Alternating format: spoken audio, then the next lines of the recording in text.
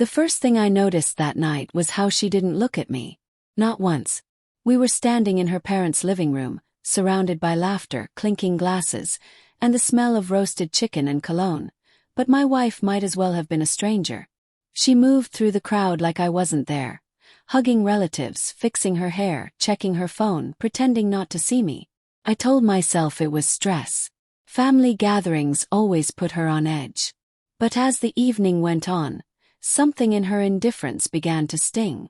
Every smile she gave someone else felt like a reminder that mine had stopped meaning anything. "Ethan, you okay?" her cousin Claire asked. Claire was newly divorced, recently single, and painfully honest about both. She was one of those people who could fill silence without trying.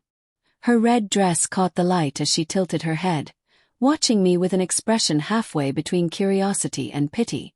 "Yeah," I said, forcing a small laugh. "Just tired." She smiled knowingly. Or maybe just ignored. The words hit harder than she realized. I chuckled anyway, pretending not to notice the truth hiding in her tone. "Your wife's been giving you the cold shoulder all night," she said, lowering her voice. "Rough patch." I hesitated. The question felt too intimate, but maybe I needed to say it out loud. "Something like that," I admitted. Claire leaned in a little closer, her perfume drifting between us. "She doesn't know what she's missing," she murmured, almost to herself. Then, with a playful smirk, she added, "Can I have him then?" Froze. She was joking, I knew that, but the way she said it, low and teasing, made my pulse stumble. I laughed awkwardly, trying to shift the mood. "You don't want this mess," I said, gesturing at myself. But before Claire could answer, a voice cut through the noise from behind me. "Excuse me." It was her. My wife. Her tone was soft, but the room seemed to quiet around it. Claire straightened instantly, color rising to her cheeks. I turned to see my wife standing there, wine glass trembling slightly in her hand. Her smile was gone, replaced with something brittle and sharp. "I didn't mean," Claire started, but my wife held up a hand. "Save it," she said, eyes flicking between us. Then she looked at me. "So this is what happens when I look away for a minute." I opened my mouth, but nothing came out. "It was a joke," I finally said. "Really?" Her voice cracked, not from anger but disbelief. Because from where I was standing, it didn't look like either of you were laughing. People were watching now, pretending not to. Her mother whispered something to an aunt. Claire stepped back, muttering an apology, but the damage was done. I reached for my wife's arm, but she flinched. "Don't," she said. "Just don't." She left early that night, barely saying goodbye to anyone. The drive home was silent, except for the sound of rain starting to tap against the windshield. When we pulled into the driveway, she finally spoke. "Did you enjoy yourself?" I sighed, leaning my head back against the seat. "You're making this into something it's not." Her laugh was hollow. "Oh, I think it was something. I just don't know what yet." We went inside, still wet from the rain, and the air between us felt heavier than the storm outside. She kicked off her heels, poured herself a drink, and sat on the couch without looking at me. I stood there for a while before saying, "You ignored me all night. What was I supposed to do? Stand there alone like an idiot?" "You could have talked to anyone," she said quietly. "Anyone but her. She started the conversation. And you finished it," she snapped, eyes flashing. "Do you even realize how that looked?" I rubbed my temples, trying to hold on to patience. "It looked like two people talking. That's all." She stared at me for a long moment, then shook her head. "You really don't see it, do you? The way you look at people now. The way you've stopped looking at me."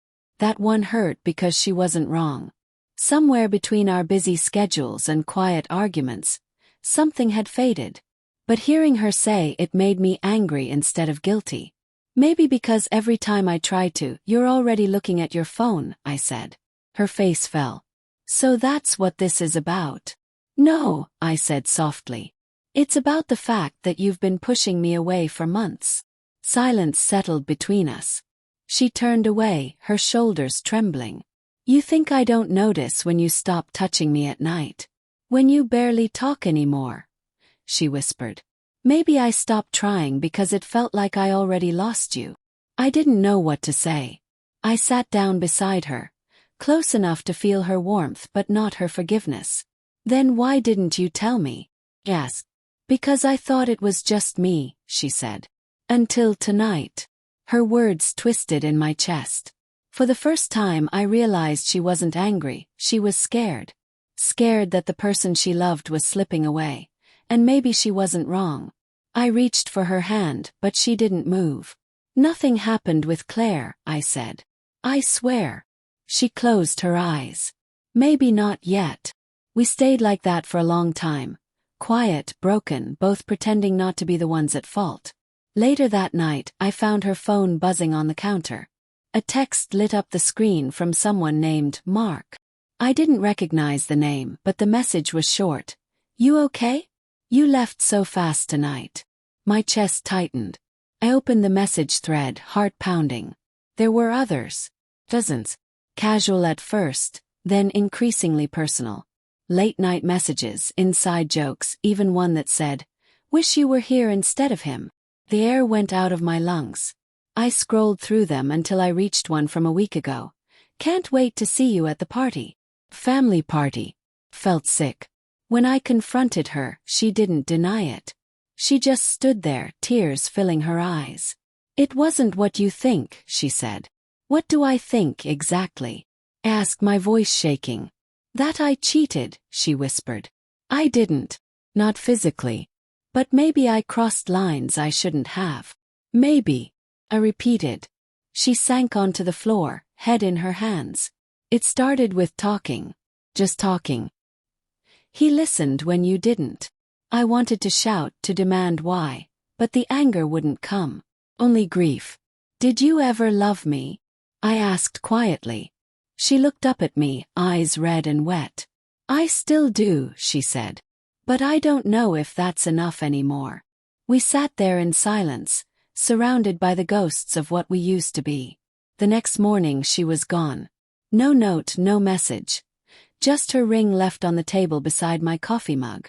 For weeks after, I replayed that night in my head. The laughter, the ignored glances, the cousin's joke that started everything. I kept wondering if maybe it wasn't her betrayal that ended us, but the quiet distance that came before it. Love doesn't shatter in one moment. It erodes quietly, until all it takes is a careless whisper at a crowded party to break it completely.